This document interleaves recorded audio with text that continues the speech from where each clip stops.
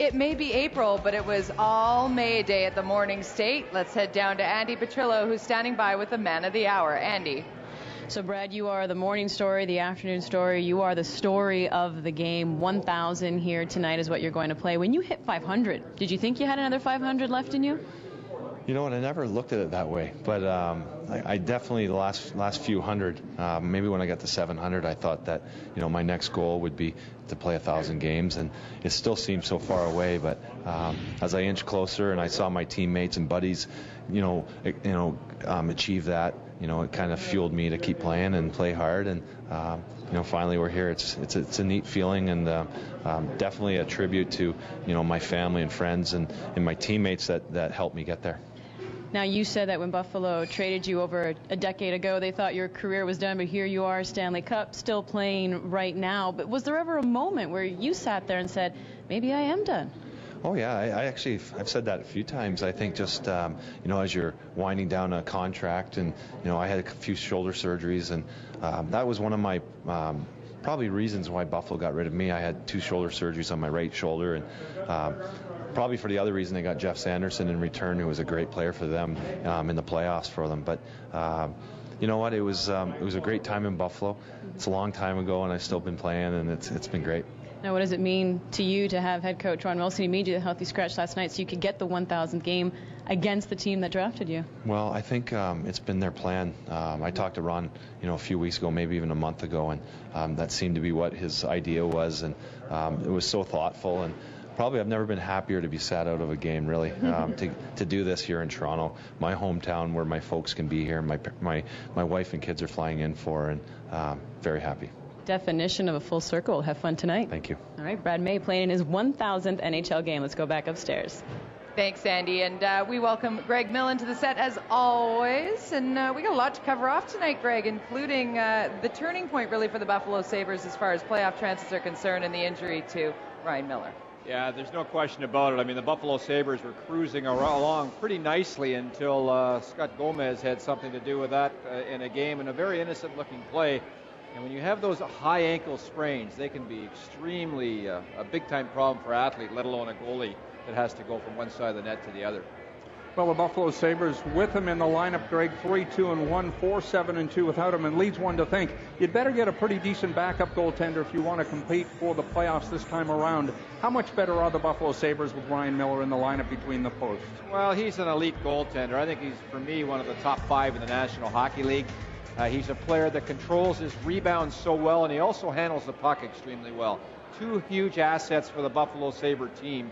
And for me, he is one of the reasons, and maybe the main reason, why the Buffalo Sabres are not in the playoffs this season. And you look back to 1999 when Curtis Joseph broke his hand. Let me just clarify that. Yes. They got to run the table and everything. They need some help. Yeah, so they do. They're not out yet, Yeah. but they're in big trouble. Corey Schwab got back into the lineup back then, kept the team at 500, enabled Toronto to make the postseason. They went on to the conference final this time around.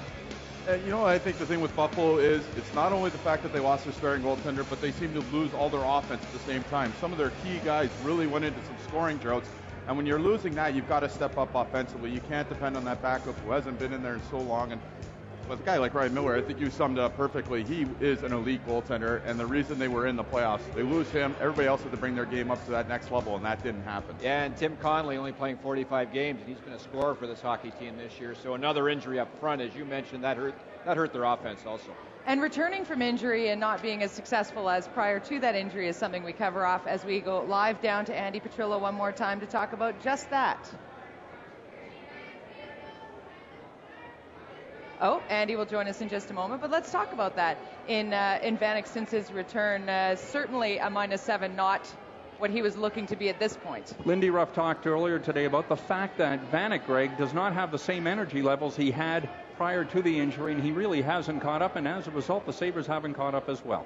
Yeah, and we talked about Conley, and we should talk about Vanek as well. I mean, he's their natural guy who had such a wonderful start to the season, but if you get hurt midway sometimes, you just never really seem to recover, and Vanek's had a difficult time finding his game. And one of the problems, he suffered a broken jaw, and when you're trying to work on your conditioning and stay in shape through an injury, and you can't open your mouth to breathe properly, you can't work that hard because you're running out of breath. I think that's part of the problem. He lost some of that top physical conditioning that he had, that made him the proficient goal scorer he was, and now he's struggling to get that back, and they need him more than ever now, but he's just not in that condition to give it to them right at this point.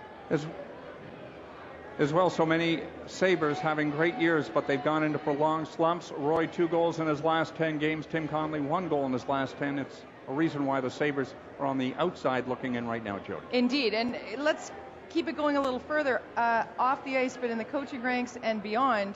The EA Sports It's in the Game question, brought to you by NHL 09, goes to our panel, and that is, are Lindy Ruff and Darcy Regier in trouble if the Sabres miss the playoffs for a second straight season? What do you think? Well, I think that it'll be the old situation where the ownership group looks at their team. To me, personally, I think they're one of the best 1-2 punches in the National Hockey League, and because you're having an off season this year, do you shake it all up? I mean, personally, I wouldn't do it. I have a great deal amount of respect for both of these 2 hockey men. But again, ownership, it's a results business. They will look at the results and make a decision based on that. And it might be the kiss of death, but one of their owners, and Larry Quinn, last week said that these guys were safe. Obviously, it was premature. Not the vote of confidence. Year of end evaluation, but he did said that he didn't see any reason that they would have to lose their jobs over the performance, whether they made the playoffs or not. And I think analyzing this Buffalo team, it's a very highly skilled team, but it is a young team, and you've got to go through some of the growing pains. I think that's what they're experiencing right now. I think their fate will come down to the start of next year. And remember, a small market team, and they lose players because of it, and they can't pay everybody. Do you blame management for having to let go of players because they just weren't allowed to sign them? As you'll see in my sit-down interview in just a few minutes with Jason Pominville, about why some of the players stuck with this Sabres squad is because they really do have that feeling that they can get back to being President's Trophy winners. Like, there is that desire and that passion there, and Lindy Ruff, it begins and ends with the coach when it comes to why players want to stay there and feel that part of it. So that's what we get. Well, Clark MacArthur has 5 goals in Buffalo's last 8 games. He has been a bright spot, but looking ahead toward next season, how does Darcy Regier, providing he's still with this hockey club, get them better? Where do they start in terms of improving this team to get them to the next level? Well, they got to get some scoring, that's for sure, a little more consistent scoring. I think they have it in their organization. They just got to get it back. But I was very interested to hear what Ryan Miller just said about organized hockey, and I think they've just been out of sync all season long. I'm not so sure this is that bad a hockey club, but they were just out of sync. Perhaps their injuries, they were obviously flustered when Ryan Miller was out of the lineup. You know, they lose Vanek, they lose Conley. If they're a healthy group with perhaps a little more depth, I think they'll be back probably knocking on the door, if not in the playoffs next season. Well, Greg, it's always great to get your opinion here on the program. Unfortunately, we will not see you on a Saturday night because you're a little busy with that day job or night job, I guess it is. Yeah, it'll be in Montreal. That'll be a fun one, though. It probably will be, but we always enjoy your Millen's Minute because you get up on that soapbox and you certainly don't sit on any fences when you're sharing your opinion with us. So a little year in review as this, your season ender. What do you have for us? Yeah, well, I want to sort of recap the whole season, and we've heard a lot from Brian Burke about what he wants in a hockey team and his players, and he uses all kinds of fancy buzzwords to get his point across. He's very good at it. But really, if you look at one player, and for me, the whole season, the most positive thing about this season, both being around the team and watching the performance on the ice, is Luke Schenn. That is the kind of player, if you want hockey fans to think about what Brian Burke is trying to do here in Toronto, you don't have to go any farther than Luke Schenn. Why? First of all, he's gritty. He's very intelligent on the ice.